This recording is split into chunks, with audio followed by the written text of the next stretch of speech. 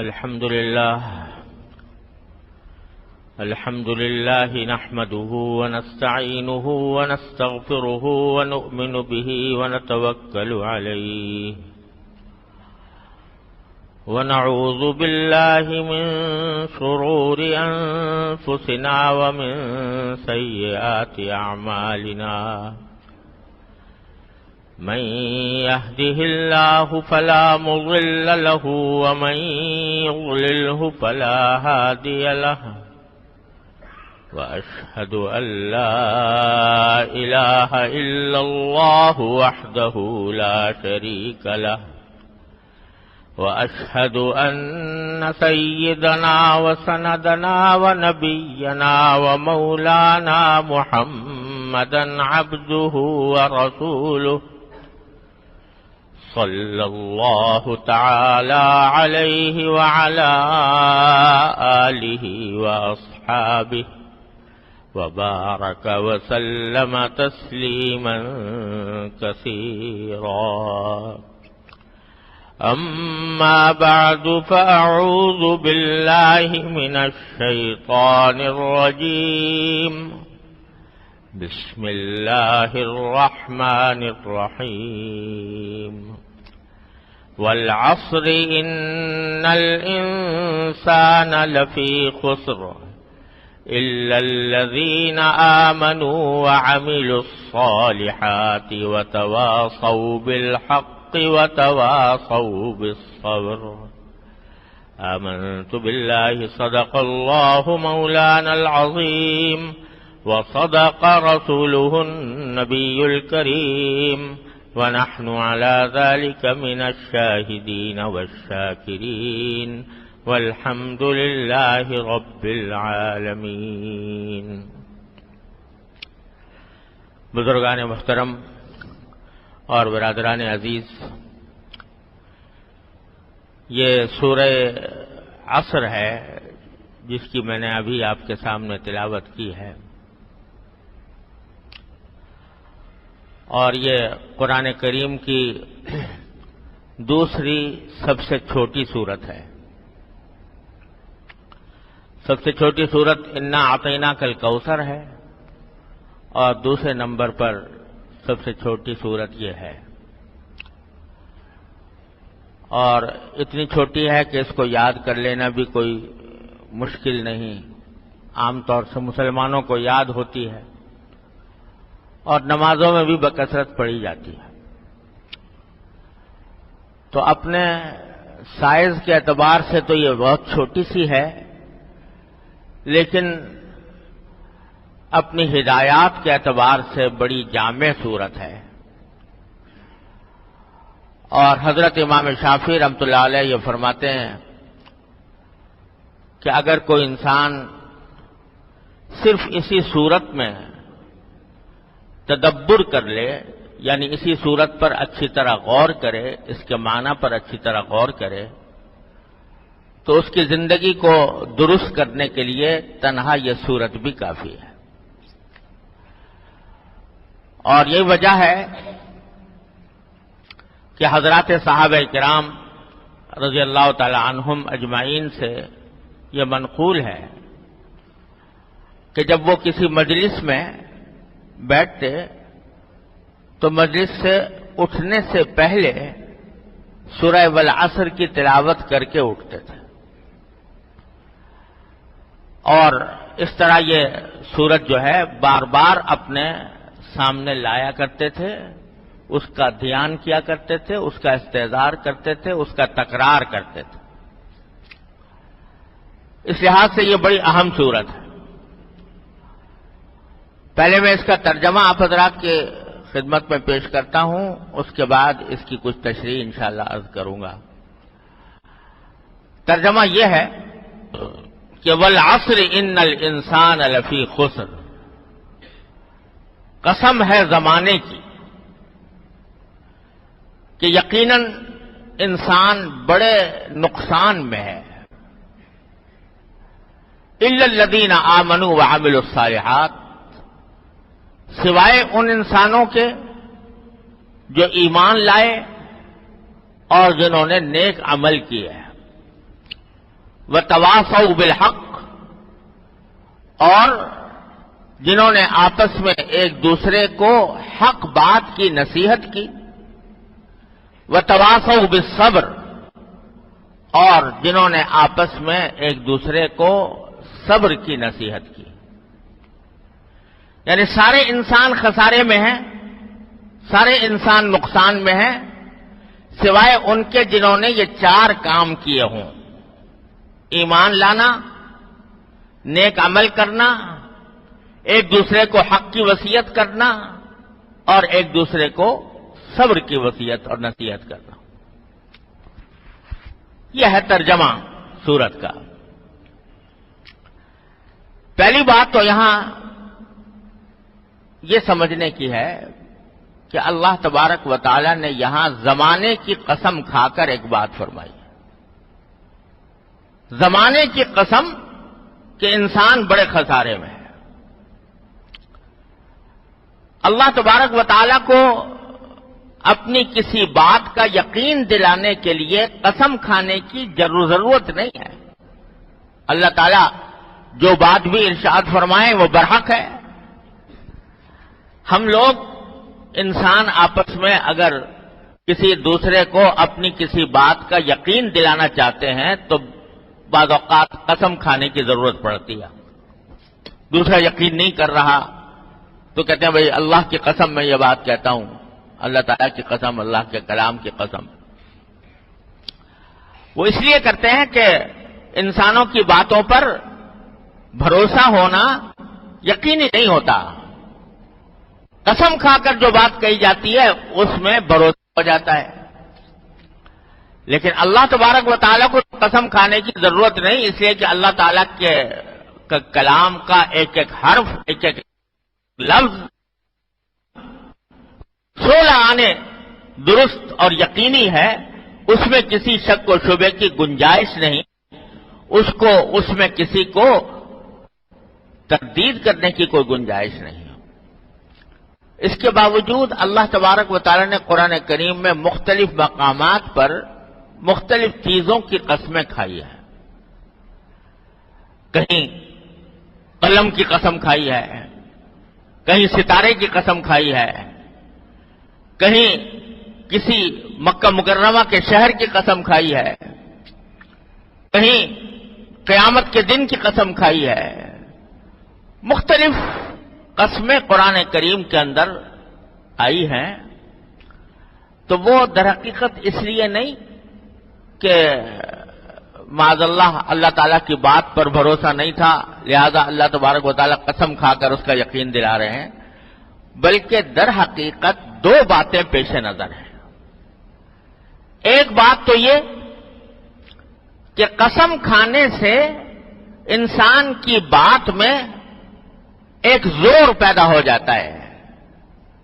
تو بلاغت کا ایک قاعدہ ہے کہ قسم کے ساتھ جو بات کہی جاتی ہے اس میں زور ہوتا ہے، اس میں تاکید ہوتی ہے۔ اس واسطے اللہ تعالیٰ کا کلام چونکہ بڑے بلاغت والا کلام ہے، لہذا اللہ تبارک و تعالیٰ کبھی اپنے کلام میں زور پیدا کرنے کے لیے قسم کھاتے ہیں۔ اور اس سے زیادہ اہم بات یہ ہے کہ عام طور سے قرآن کریم میں جہاں کہیں کوئی قسم آئی ہے تو اس میں ہوتا یہ ہے کہ جس چیز کی قسم کھائی جا رہی ہے وہ چیز در حقیقت ایک دلیل ہوتی ہے، ایک گواہ ہوتی ہے اس بات کی جو قسم کھا کر کہی گئی ہے۔ یعنی وہ جس چیز کی اللہ تعالیٰ قسم کھاتے ہیں اس پر اگر ذرا غور کیا جائے تو اس سے ثبوت ملتا ہے اس بات کا جو آگے کہی گئی ہے۔ مثلا یہاں یہ کہا گیا ہے کہ انسان بڑے خسارے میں ہے، یہ ہے اصل بات کہنے کی کہ انسان بڑے نقصان میں ہے، خسارے میں ہے، اور اس بات کو کہنے کے لیے اللہ تبارک و تعالی نے زمانے کی قسم کھائی۔ تو مطلب یہ ہے کہ انسان اگر زمانے کے حالات پر غور کرو تو تمہیں خود بخود یہ بات واضح ہو جائے گی، خود بخود پتہ چل جائے گا کہ انسان بڑے نقصان میں ہے، سوائے ان لوگوں کے جن کا آگے ذکر کیا ہے۔ اب ذرا اس نقطۂ نظر سے سوچئے تو زمانے کی قسم کھانے کے اور زمانے کو ثبوت کے طور پر پیش کرنے کا ایک بہت ہی واضح مطلب ہے کہ دیکھو، جو بھی کوئی انسان اس دنیا میں آتا ہے تو ایک محدود وقت لے کر آتا ہے۔ اللہ تعالیٰ کیا مقرر ہے کہ اس کو کتنے دن، کتنے گھنٹے، کتنے منٹ دنیا میں رہنا ہے، اس کا وہ وقت اس طرح مقرر ہے کہ اس سے ایک سیکنڈ ادھر ادھر نہیں ہو سکتا، اللہ تبارک و تعالیٰ نے مقرر کر رکھا ہے۔ اور دوسری طرف اللہ تبارک و تعالیٰ نے یہ فرمایا ہے کہ انسان جو ہے وہ یہاں دنیا میں جو بھیجا گیا ہے وہ ایک تجارت کے لیے بھیجا گیا ہے۔ یا ایھا الذین آمنوا هل ادلکم علی تجارۃ تنجیکم من عذاب علیم، یہ ایک تاجر ہے انسان۔ اور دوسری جگہ فرمایا ان اللہ اشتری من المؤمنین انفسهم واموالهم بان لهم الجنہ، اللہ تعالیٰ نے تمام مومنوں سے ان کی جانیں اور ان کے مال خرید لیے ہیں جنت کے عوض۔ تو گویا انسان کی جو عمر ہے، انسان کی جو زندگی ہے، یہ اس کا مال تجارت ہے، اور اس مال تجارت کو فروخت کر کے انسان کو اس کا معاوضہ جنت کی صورت میں آخرت میں ملنے والا ہے۔ یہ ایک قسم کی تجارت ہے۔ تجارت ہے، ہر تجارت کا کچھ سرمایہ ہوتا ہے،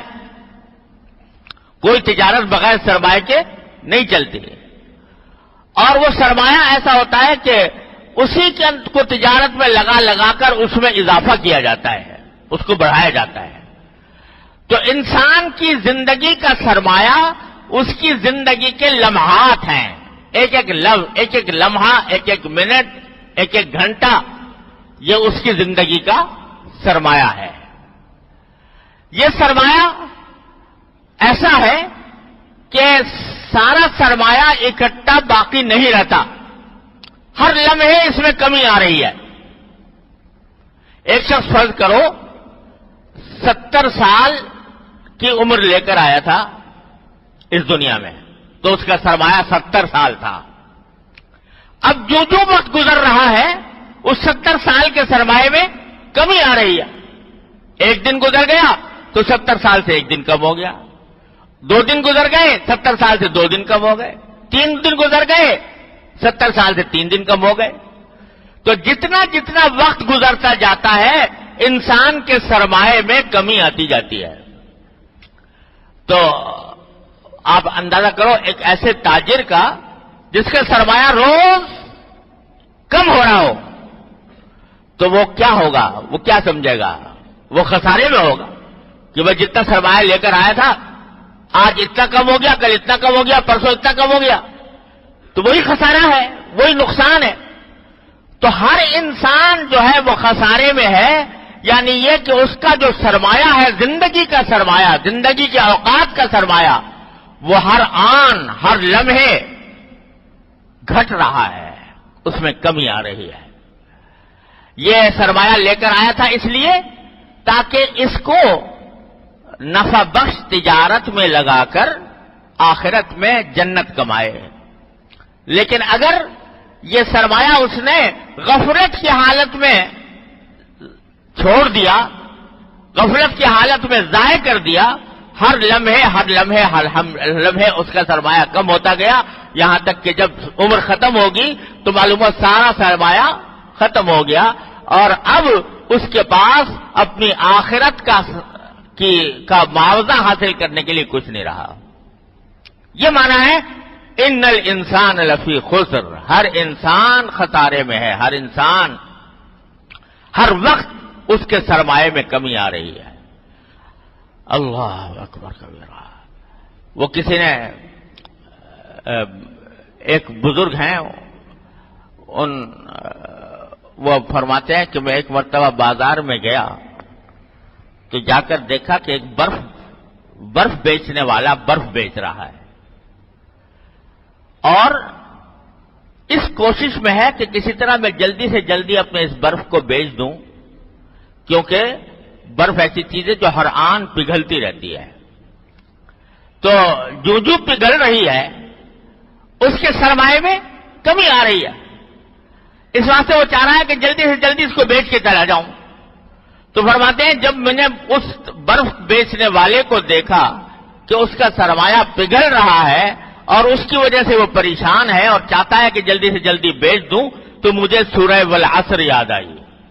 کہ اللہ تعالیٰ نے یہ فرمایا ہے کہ تمہاری عمر اور تمہاری زندگی کا سرمایہ بھی برف کی طرح ہے جو ہر آن کم ہو رہا ہے، ہر آن گھٹ رہا ہے، اس کے اندر کمی آ رہی ہے۔ تو اس واسطے وہ تاجر جس کا سرمایہ گھٹ رہا ہو وہ ہمیشہ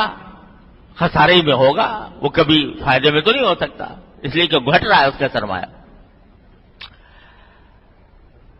کسی شاعر نے کہا ہے کہ مثل برف تیرا بہ رہا ہے راس المال، انسان کی زندگی کا سرمایہ یہ برف کی طرح پگھل رہا ہے ہر آن۔ اور اسی لیے کہنے والوں نے کہا کہ آج کل یہ رسم پڑی ہوئی ہے کہ جب کسی شخص کی عمر کے چند سال مکمل ہو جاتے ہیں تو سالگرہ مناتے ہیں، خوشی مناتے ہیں کہ آج میری عمر کے 20 سال مکمل ہو گئے، آج 21 سال ہو گئے، آج 22 سال ہو گئے، تو سال کے ختم پر سالگرہ منائی جاتی ہے۔ یہ ہے تو غیر مسلموں کی رسم، مسلمانوں میں کبھی نہیں رہی، لیکن غیر مسلموں سے آ گئی مسلمانوں کے اندر بھی، اور سالگرہ بنانے لگے۔ تو یہ اس کی کوئی اصل بھی نہیں ہے اور شریعت کے مطابق بھی نہیں ہے کہ سالگرہ منائی جائے، لیکن اکبر الہ آبادی رحمت اللہ علیہ جو شاعر گزرے ہیں انہوں نے اس کے اوپر بڑا اچھا تبصرہ کیا ہے۔ وہ کہتے ہیں کہ جو لوگ سالگرہ مناتے ہیں تو وہ تو خوشی منا رہے ہیں کہ ہماری عمر اب 20 سے 21 سال ہو گئی، لیکن حقیقت میں اگر غور کریں تو ان کو رنج کرنا چاہیے، صدمہ کرنا چاہیے کہ یہ تو ہماری عمر کا 1 سال اور گھٹ گیا۔ وہ کہتے ہیں کہ جب سالگرہ ہوئی تو عقدہ یہ کھلا، جب سالگرہ ہوئی تو عقدہ یہ کھلا، یا اور گرہ سے 1 برس جاتا ہے، گرہ سے 1 برس اور چلا گیا، 1 سال اور ختم ہو گیا، زندگی کے لمحات اور کم ہو گئے۔ تو وقت تو یہ خوشی منانے کا نہیں، صدمہ کرنے کا، رنج کرنے کا وقت تھا کہ جو سرمایہ تھا میرا اس میں سے 1 سال کم ہو گیا۔ لیکن ہو یہ رہا ہے کہ ہم لوگ عمر کے لمحات کو اس طرح ضائع کرتے چلے جاتے ہیں غفلت کی حالت میں، بے پرواہی کی حالت میں، کہ اندازہ نہیں ہوتا کہ ہمارا سرمایہ کس طرح ختم ہو رہا ہے۔ یہ معنی ہے ان الانسان لفی خسر۔ تو جو انسان اپنے عمر کے لمحات کو کسی صحیح کام میں نہ لگائے وہ در حقیقت خسارے میں ہے، ہر لمحے خسارے میں ہے، ہر لمحے نقصان میں ہے۔ اس لیے اللہ تعالیٰ نے فرمایا کہ تمام انسان خسارے میں الا الذین آمنوا وعملوا الصالحات، ہاں وہ لوگ جو ایمان لے آئے اللہ پر، اللہ کے رسول صلی اللہ علیہ وسلم پر، یوم آخرت پر، اور عملوا الصالحات، اور انہوں نے نیک عمل کیے۔ تو ایمان اور عمل صالح کے ذریعے وہ اپنے اس خسارے کی تلافی کر لیتے ہیں۔ خسارہ تو ان کا بھی ہو رہا ہے کہ 1 لمحہ چلا گیا، 1 گھنٹہ چلا گیا، 1 دن چلا گیا، 1 برس چلا گیا، لیکن انہوں نے ایمان اور نیک عمل کے ذریعے اس خسارے کی تلافی کر لی۔ تلافی کیسے کر لی؟ کہ مثلا اگر فرض کرو کسی شخص کا 1 گھنٹہ اس کی زندگی کا کم ہوا، تو اس گھنٹے میں اس نے اللہ جل جلالہ کی عبادت کر کے، اللہ تعالیٰ کے بارگاہ میں حاضر ہو کر اس سے رجوع کر کے، یا کوئی اور نیک کام کر کے، کسی کی مدد کر دی، کسی کا صدقہ دے دیا، کسی کو کھانا کھلا دیا، کسی کی مدد کر دی، اس کے ذریعے اس نے نیکیوں کا ایک نیکیوں کا ایک گٹھڑی اس نے جمع کر دی. اور اللہ تبارک و تعالی کا یہ قاعدہ ہے، یہ اس کے فضل و کرم کا ایک قانون ہے کہ اللہ تعالی نے فرمایا کل حسنۃ بعشر امثالھا، یعنی جو کوئی نیکی بندہ کرتا ہے وہ اس کے اللہ تعالیٰ اس کے 10 گنی نیکیاں لکھتے ہیں، اس کے نام اعمال میں 10 گنا ثواب اس کو عطا فرماتے ہیں. چھوٹا سا بھی عمل کر لیا وہ عمل 10 گنا بڑھا دیا جائے گا اللہ تبارک و تعالیٰ کے ہاں. تو اب اگر کسی نے فرض کرو، حدیث میں آتا ہے کہ کسی نے راستہ چلتے ہوئے زمین پر کانٹا پڑا ہوا تھا، خیال آیا کہ لوگوں کو تکلیف دے گا، لوگوں کو تکلیف سے بچانے کے لیے کانٹا ہٹا دیا، تو اس کانٹا ہٹانے پر اللہ تبارک و تعالیٰ اجر و ثواب عطا فرمائیں گے اور 10 گنا عطا فرمائیں گے. تو اب آپ نظر کرو کانٹا ہٹانے میں کتنی دیر خرچ ہوئی؟ 1 منٹ لگا. تو 1 منٹ کا سرمایہ کم ہوا تھا، اللہ تعالیٰ نے اس سے 10 گنا زیادہ سرمایہ نیکیوں کی شکل میں عطا فرما دیا. لہذا جو خسارہ ہوا تھا 1 منٹ کا، اس 1 منٹ کے خسارے کی تلافی اللہ تعالیٰ نے 10 گنے زیادہ کر دی. تو تمام انسان خسارے میں ہیں، اس واسطے کہ ان کی عمر کے لمحات گزر رہے ہیں، زندگی کے لمحات کم ہو رہے ہیں، گھٹ رہے ہیں، سرمایہ پگھل رہا ہے. لیکن جس نے اپنی زندگی کے لمحات کو ایمان اور نیک عمل کے اندر لگا دیا تو اس کی اس نقصان کی تلافی ہو گئی، اور نہ صرف تلافی ہو گئی، جتنا نقصان ہوا تھا اس سے کئی گنا زیادہ سرمایہ اللہ تبارک و تعالیٰ کے ہاں جمع ہو گیا. تو اس لیے فرماتے ہیں کہ خسارے سے اگر بچنا چاہتے ہو، نقصان سے بچنا چاہتے ہو، تو ان اوقات زندگی کی، لمحات عمر کی قدر پہچانو اور اس کا ایک ایک لمحہ تول کر ایسے کاموں میں صرف کرو جو اللہ تبارک و تعالیٰ کو راضی کرنے والے ہیں. اس طرح تمہارے اس نقصان کی تلافی ہوگی. ورنہ یہ عمر تو گزرتی جا رہی ہے، یہ کسی کا انتظار نہیں کرتی. انسان اپنی زندگی کے اندر اصلاح کرنے کے لیے بعض اوقات اصلاح کو ٹلاتا جاتا ہے. اچھا بھائی کل سے کریں گے، پرسوں سے کریں گے، فلاں دن سے کریں گے، ٹلاتا جاتا ہے اور عمر گزرتی چلی جاتی ہے، زندگی ڈھلتی جاتی ہے، پگھلتی جاتی ہے، یہاں تک کہ ایک وقت ایسا آ جاتا ہے کہ سارا سرمایہ ختم ہو جاتا ہے. وہ کسی شاعر نے کہا کہ میں دیکھتا ہی رہ گیا نرنگ صبح و شام، میں دیکھتا ہی رہ گیا نرنگ صبح و شام، عمر فسان ساز گزرتی چلی گئی.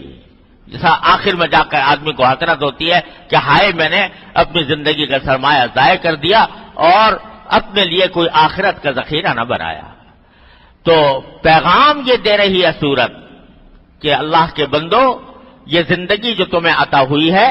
یہ اللہ تبارک و تعالیٰ کی طرف سے بہت بڑا سرمایہ ہے تمہارے لیے. اتنا بڑا سرمایہ ہے کہ اس کے ایک ایک لمحے کو کام میں لا کر تم اپنے لیے ثوابوں کے ڈھیر جمع کر سکتے ہو، آخرت میں جنت کما سکتے ہو. اور اگر ان کو ضائع کر دیا تو پھر یہ سارا سرمایہ ضائع ہو جائے گا، خسارہ ہی خسارہ ہے، نقصان ہی نقصان ہے. اسی لیے فرمایا گیا احادیث میں کہ موت کی تمنا نہ کرو،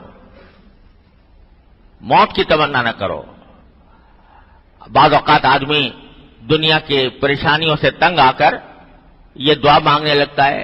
یا یہ تمنا کرنے لگتا ہے بھئی مجھے تو موت ہی آ جاتی تو اچھا تھا، یا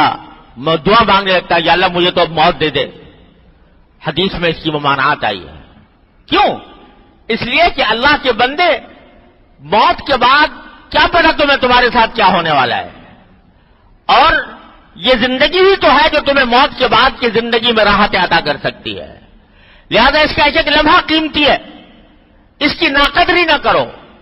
اس کو یہ نہ سمجھو کہ یہ بیکار کی چیز ہے، یہ اللہ تبارک و تعالیٰ کی عطا ہے اور اس کو صحیح کام میں لاؤ تو زندگی جتنی بھی ہوگی اعمال میں اضافہ ہوگا، اعمال میں اضافہ ہوگا تو انشاءاللہ آخرت میں نعمتیں اور راحتیں تمہارے انتظار کر رہی ہیں. اور یہی وجہ ہے کہ حدیث میں رسول کریم سرور عالم صلی اللہ علیہ وسلم نے خودکشی کو منع فرمایا، حرام قرار دیا۔ کوئی انسان اپنے خود جان لے لے، خود اپنے آپ کو ہلاک کر لے، اس کو حرام موت قرار دیا گیا۔ اور ایسا ہی حرام ہے جیسے دوسرے کو قتل کرنا حرام ہے،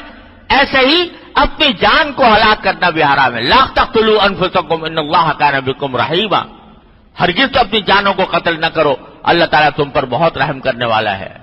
ولا تقتلوا النفس التي حرم اللہ الا بالحق، یہ ساری آیتیں قرآن کریم میں آئی ہیں خودکشی کے عمل کو حرام قرار دینے کے لیے۔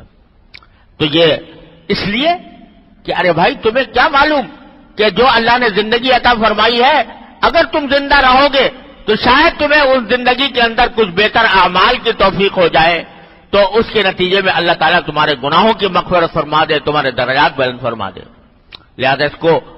بیکار نہ سمجھو، اس سے اکتاؤ نہیں، اس کو اللہ تعالیٰ کی رضا کے کام میں صرف کرنے کی کوشش کرو۔ تو آج کا اس سورت کا جو پہلا سبق ہے، اللہ تعالیٰ مجھے آپ کو سب کو اس کو سمجھنے اور اس پر عمل کرنے کی توفیق عطا فرمائے۔ وہ سبق یہ ہے کہ یہ عمر کے لمحات اللہ تعالیٰ کی بڑی عظیم نعمت ہے، ان کو بیکار کاموں میں، لغو کاموں میں اور بے پرواہی کے ساتھ خرچ کرنے سے بچو، ان کو تول تول کر ایسے کام میں خرچ کرو جس میں یا دنیا کا فائدہ ہو یا آخرت کا فائدہ ہو، اور ان کو اللہ تعالیٰ کی اطاعت میں خرچ کرو، اللہ تعالیٰ کی معصیت اور نافرمانی سے بچو، اللہ تعالیٰ کے مقرر کیے ہوئے گناہوں سے بچاؤ اپنے آپ کو۔ اس بات کی کوشش کرو کہ عمر کا کوئی لمحہ ضائع نہ ہو۔ جو اللہ تعالیٰ نے حقوق رکھے ہیں، نفس کے بھی حقوق ہیں، سونا ہے، کھانا ہے، پینا ہے، یہ سب نفس کے حقوق ہیں، یہ بھی ایک مومن کے لیے عبادت ہیں۔ اپنے حدود کے اندر اگر رہ کر کریں، شریعت کے دائرے میں رہ کر کریں تو یہ سب عبادت ہے۔ بیوی بچوں کے ساتھ ہنسنا ہے، بولنا ہے، ملاقات ہے، ان کی دلجوئی ہے، یہ بھی عبادت ہے، اور یہ بھی ضروری کام ہے، یہ بھی مفید ہے۔ اس کو اس نیت سے کرو کہ اللہ تعالیٰ نے ہمارے اوپر یہ حقوق عائد کیے ہیں، تو یہ بھی نیکی کے اعمال میں داخل ہے۔ اور جو باقی اوقات ہیں ان کو اللہ تعالیٰ کے ذکر میں، اللہ تعالیٰ کی یاد میں، اللہ تعالیٰ سے دعائیں کرنے میں، اللہ تعالیٰ کا شکر ادا کرنے میں، اللہ تعالیٰ کی اطاعت میں خرچ کرنے کی کوشش کرو، تو پھر یہ عمر کے لمحات انشاءاللہ بجائے خسارے کے تمہارے لیے فائدے اور نفع کا پیغام لائیں گے۔ سورت کا ترجمہ یاد دہانی کے لیے دوبارہ عرض کرتا ہوں۔ اللہ تبارک و تعالیٰ فرماتے ہیں کہ زمانے کی قسم یا وقت کی قسم کہ تمام انسان بڑے سخت نقصان میں ہیں، سوائے ان کے جو ایمان لائیں اور نیک عمل کریں اور ایک دوسرے کو حق کی نصیحت کریں اور ایک دوسرے کو صبر کی نصیحت کریں۔ اس میں اللہ تبارک و تعالی نے یہ بات واضح فرمائی ہے کہ اگر کوئی انسان خسارے سے، نقصان سے بچنا چاہتا ہے تو اس کے لیے 4 باتیں ضروری ہیں، اور یہ 4 باتیں اگر نہ ہوں تو انسان بڑے خسارے میں ہے، اس لیے کہ اس کی عمر کا ایک ایک لمحہ جو گزر رہا ہے اس کی عمل کی مہلت کو کم کر رہا ہے، تو گویا اس کا سرمایہ بہہ رہا ہے ہر حال، ہر لمحے، ہر لحظہ۔ اس نقصان سے کا واحد راستہ یہ ہے ان 4 باتوں پر۔ وہ 4 باتیں کیا ہیں؟ ایمان، نیک، صبر کی نصیحت کرنا۔ یہ 4 باتیں ہیں جو انسان کو نقصان سے بچا سکتی۔ ایمان اور عمل صالح کے بارے میں پچھلے بیان میں نے تھوڑی سی بات عرض کی تھی، اللہ تبارک و تعالی ہمارے ایمان میں پختگی عطا فرمائے اور ویسا ہی ایمان عطا فرمائے جیسا اللہ تبارک و تعالی نے حضرات صحابہ کرام رضی اللہ تعالی عنہم کو عطا فرمایا تھا۔ نیک عمل کے معنی بھی یہی ہے کہ وہ شریعت کے مطابق ہو، اس کی عبادات، اس کی معاشرت، اس کے اخلاق، سب کچھ شریعت کے دائرے میں ڈھانچے میں ڈھلے ہوئے ہوں۔ عبادت کرے تو شریعت کے دائرے میں، کوئی تجارتی معاملہ کرے، روزی کمانے کا کوئی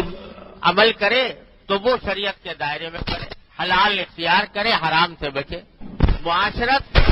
یعنی دوسرے لوگوں کے ساتھ اٹھنا بیٹھنا ملنا جلنا، یہ بھی جب اس کی نوبت آئے تو شریعت کے دائرے میں کرے۔ اسی طرح اخلاق انسان کے شریعت کے مطابق ہوں، وہ حسد نہ کرے، وہ تکبر نہ کرے، وہ ریاکاری نہ کرے، جو کام کرے اللہ کے لیے اخلاص کے ساتھ کرے، تواضع اختیار کرے وغیرہ وغیرہ۔ یہ اخلاق بھی اس کی شریعت کے سانچے میں ڈھلے ہوئے ہوں۔ لیکن اس کے بعد دو چیزیں تو انسان کے اپنے عمل سے متعلق اللہ تعالیٰ نے بیان فرمائی ہیں۔ اس ایمان ہو یعنی اس کا عقیدہ صحیح ہو، عقیدہ درست ہو، توحید پر، نبی کریم صلی اللہ علیہ وسلم کی رسالت پر، آخرت پر ایمان رکھنے والا ہو اور ان تمام باتوں کو سچا سمجھتا ہو جو حضور نبی کریم صلی اللہ علیہ وسلم لے کر آئے۔ یہ بھی انسان کے اپنے ذاتی عمل سے متعلق ہے، اور عمل صالح نیک عمل یہ بھی انسان کے ذاتی عمل سے متعلق ہے۔ آگے دو چیزیں جو ذکر فرمائی ہیں اس میں فرمایا کہ ایک دوسرے کو حق کی نصیحت کرنا، ایک دوسرے کو صبر کی نصیحت کرنا۔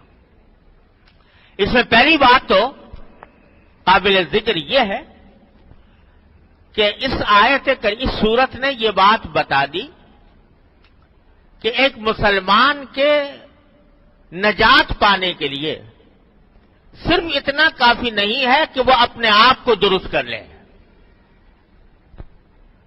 صرف اپنی عبادات، اپنے معاملات، اپنے اخلاق درست کر لیے، صرف اتنا کافی نہیں، بلکہ اس کو دوسروں کو بھی درست کرنے کی کوشش انسان کے ذمہ فرض ہے۔ یعنی جب آپ نے کہہ دیا کہ ایمان لایا ایک آدمی، نیک عمل کیا تو بات ختم ہو جانی چاہیے، لیکن آگے اللہ تعالیٰ فرماتے ہیں صرف اتنا کافی نہیں ہے، بلکہ دوسروں کو حق کی نصیحت کرنا اور دوسروں کو صبر کی نصیحت کرنا، یہ بھی نجات پانے کے لیے اور خسارے سے، نقصان سے بچنے کے لیے ضروری ہے۔ اگر ایک آدمی تنہا اپنی ذات میں تو ٹھیک ٹھاک ہو کے رہ گیا، 5 وقتہ نمازیں پڑھتا ہے، صف اول میں جماعت میں حاضر رہتا ہے، قرآن کی تلاوت کرتا ہے، عبادات صحیح نماز روزہ حج زکات سب کچھ کرتا ہے، معاملات بھی حلال حرام کی تمیز کرتا ہے، اخلاق بھی اچھے خاصے ہیں، لیکن اولاد جس راستے پر جا رہی ہے اس کی فکر نہیں، اولاد کو ٹھیک کرنے کا دھیان نہیں، اولاد کو کرنے کا اور صبر کی نصیحت کرنے کا کوئی اہتمام نہیں، تو ایسا شخص بھی تو بات صرف اپنے آپ کو درست کرنے کی نہیں ہے، بلکہ جس کو دعوت دی جا سکتی ہو، جس ساری امتوں سے بہتر ہے۔ پہلی امت موسیٰ علیہ السلام کی امت گزری، عیسیٰ علیہ السلام کی امتیں گزری ہیں، لیکن اللہ فرماتے ہیں کہ امت السلام یہ ساری امتوں میں سب سے زیادہ بہتر امت ہے۔ کیوں؟ اس کی وجہ آگے بیان فرمائی۔ سب سے زیادہ بہتر کیوں ہے؟ اخرجت للناس، اس امت کو پیدا کیا گیا ہے دوسرے لوگوں کے لیے، یہ تمام انسانیت کے فائدے کے لیے پیدا کی گئی ہے۔ ایک مسلمان جب دنیا میں آتا ہے تو وہ صرف اپنے فائدے کے لیے نہیں آتا، بلکہ وہ پوری انسانیت کے فائدے کے لیے آتا ہے۔ اخرجت للناس، اس کو صرف اپنے لیے پیدا نہیں کیا گیا کہ یہ اپنا معاملہ درست کر لے، اچھی طرح کھا لے پی لے اور اپنے اعمال کو اچھی طرح درست کر لے اور پھر مر جائے، ختم ہو جائے۔ یہ تنہا کام نہیں ہے اس امت کے افراد کا، یہ امت پیدا کی گئی ہے پوری انسانیت کے لیے، یعنی اس کے فرائض منصبی میں یہ بات بھی داخل ہے کہ وہ دوسرے لوگوں کو حق کی دعوت دے، ایمان کی دعوت دے اور عمل صالح کی دعوت دے۔ تو اخرجت للناس یہ لوگوں کے لیے پیدا کی گئی ہے۔ یہ میں جو یہاں دنیا میں ہوں وہ اپنی ذات ہی کے لیے نہیں ہوں، بلکہ وہ ساری دنیا کے جس کو نفع پہنچانا میری قدرت میں ہے، تو یہ بھی میرے مقاصد زندگی میں شامل ہے اور لوگوں کے لیے پیدا کی گئی ہے۔ اس کی آگے تفسیر خود قرآن کریم میں فرمایا تأمرون بالمعروف وتنہون عن المنکر، تم لوگوں کے لیے اس لیے پیدا کیے گئے ہو تاکہ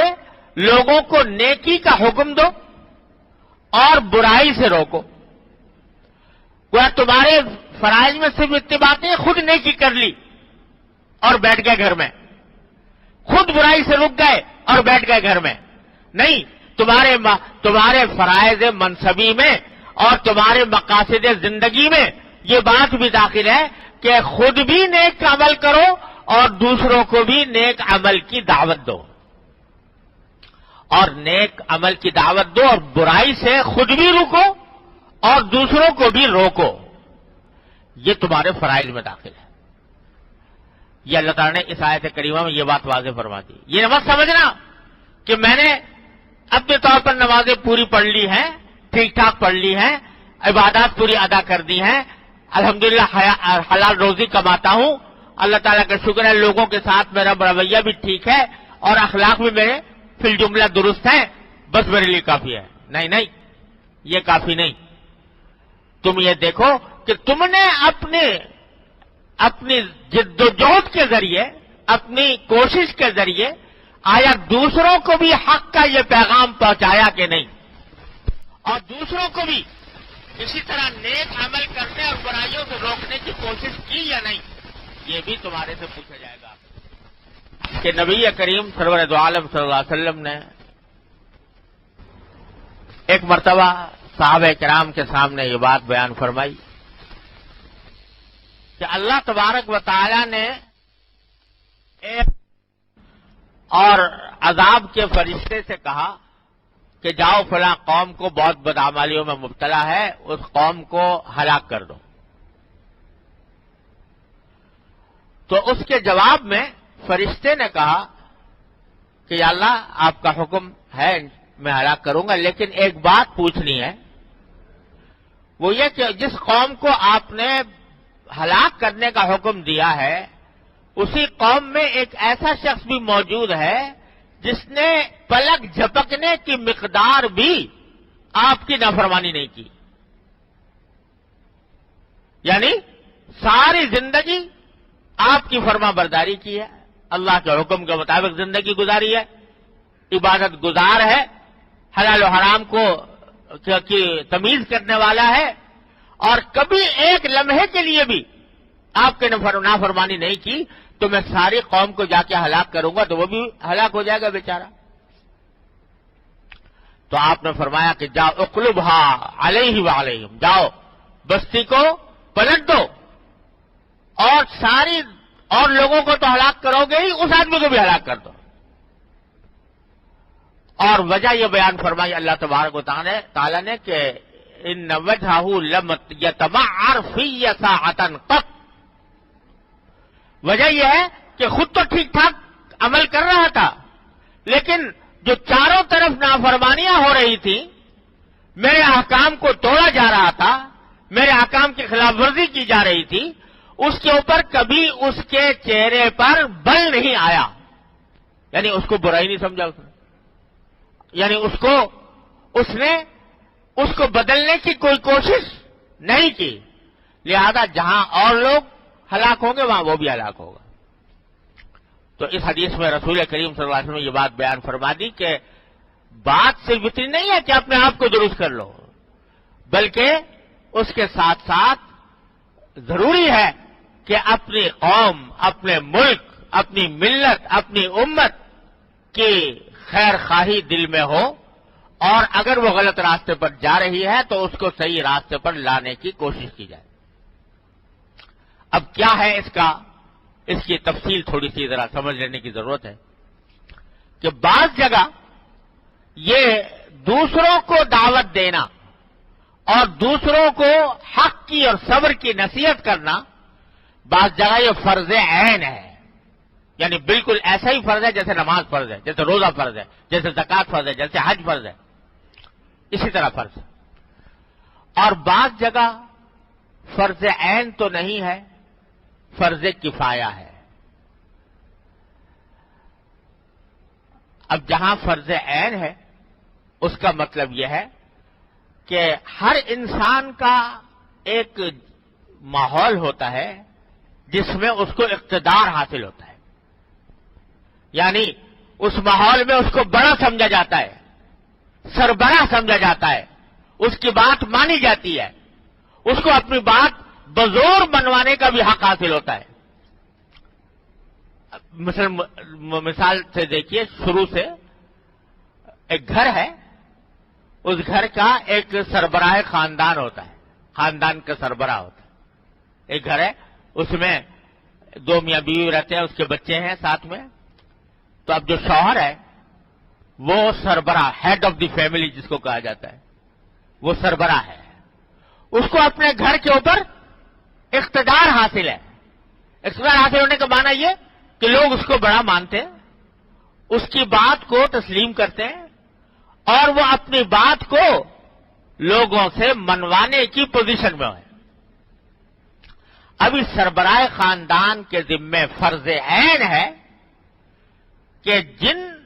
خاندان کے لوگوں کی وہ سربراہی کر رہا ہے، یعنی مثلا اس کی بیوی ہے، اس کے بچے ہیں، اس کی اولاد ہے، اس کے اوپر اس کا حکم چلتا ہے، تو ان کو درست کرنے کی کوشش کرنا اور ان کو نیکی کا حکم دینا، نیکی پر آمادہ کرنا، نیکی کے لیے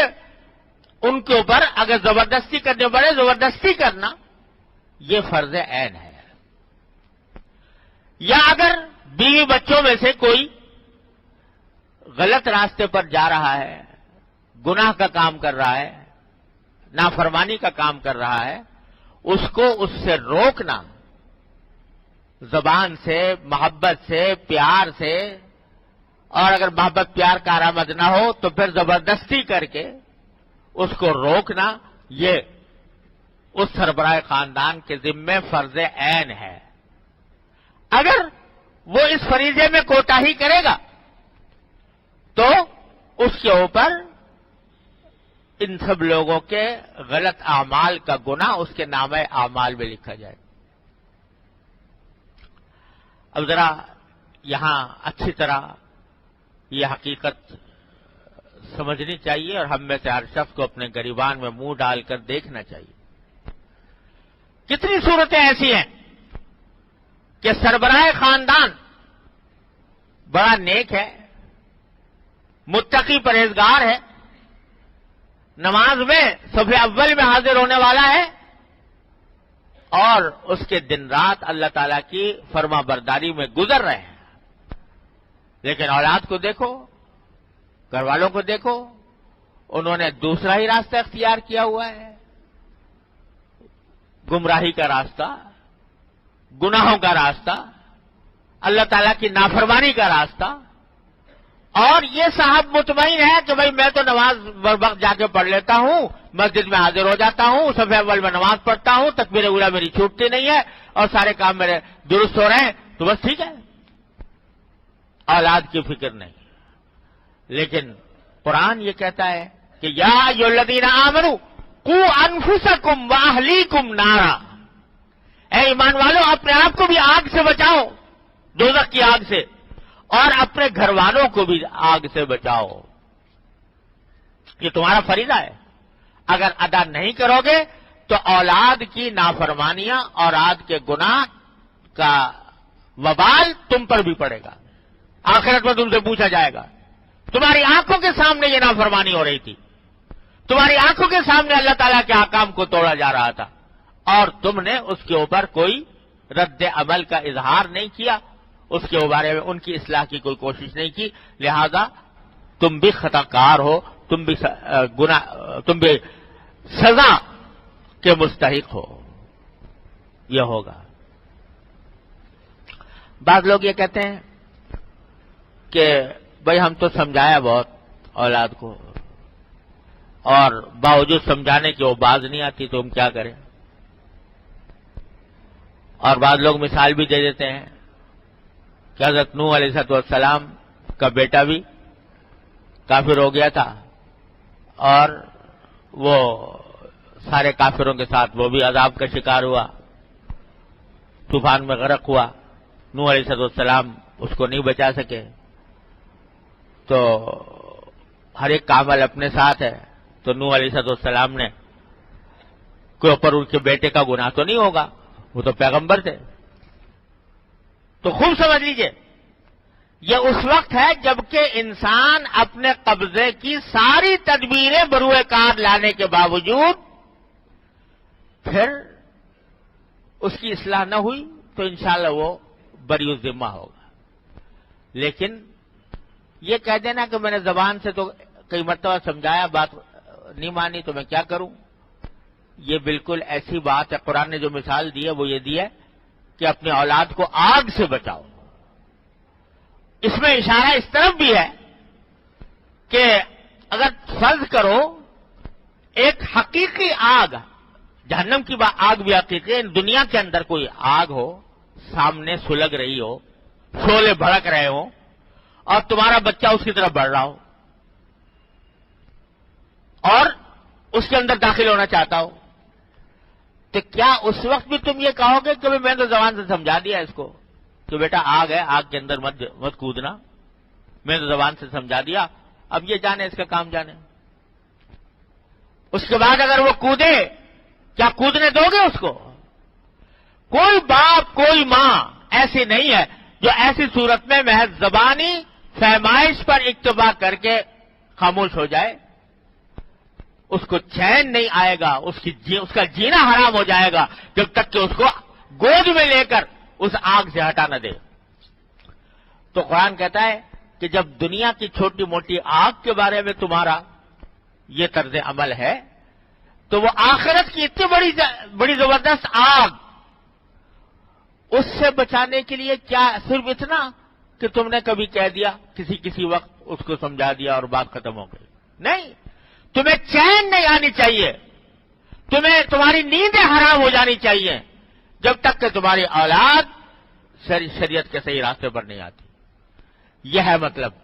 تو اس کو درست کرنا تمہارا فرض ہے، کیونکہ تم اس کے اوپر صاحب اقتدار ہو۔ تو عرض یہ کر رہا تھا کہ جہاں کسی شخص کا اقتدار ہو، اس کی بات مانی جاتی ہو، وہ اپنا حکم نافذ کر سکتا ہو،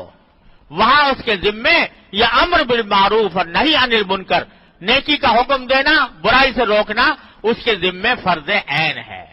خاندان کی مثال میں نے دی، آگے اور بڑھ جائیے،